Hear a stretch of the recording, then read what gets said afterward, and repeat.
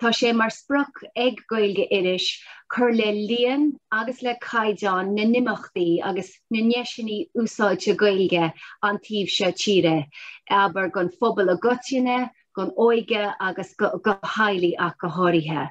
Mar hampla, cheolmuid chlár nu imachtaí chrí Gaeilge go hailí, chlár a bhí díri go sonrach phobal na Scoile Gaeltachta agus faoi scá teaghlaí chlár na Gael a bhí an chlár áirithe sin.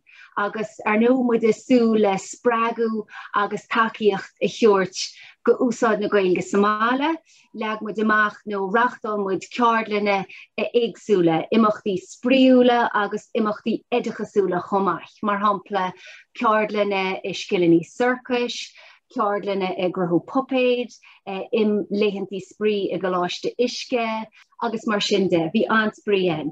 Agus bhí ceann eile chlár úr nó le címachán gon bblion seo catí freisin. Arís tá muid asúl le leanacht leis an gcineál seo oibre le teaghlaí an limistéir. Chomáile sin chur muid chlár faoi leith imachtaí le chéalaí go óige an cheantar. Chur muid club Uisce bon mar chuid a lárnach gon chlár áirithe sin. Chlár nó club óige ingaige díri go sonrach scoláirí a Scoile Gaeltachta.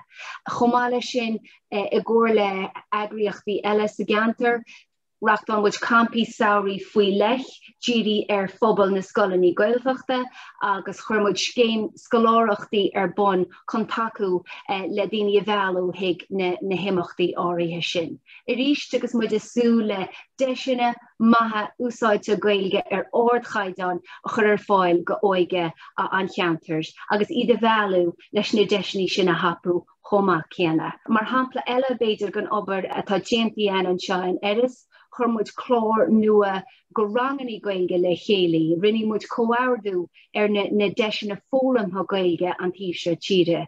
Ranganí diplóma san Gaeilge i gcóir le Hoscoil na hÉireann Gaile, Circle Córa, deisina eile gon cineál sin, chur muid a lug póster bháin le chéalaí agus leag muid amach go handsalar na deisina éagsúla atá fáil. Agus bhí anra an obair sin caithfidh mé rá.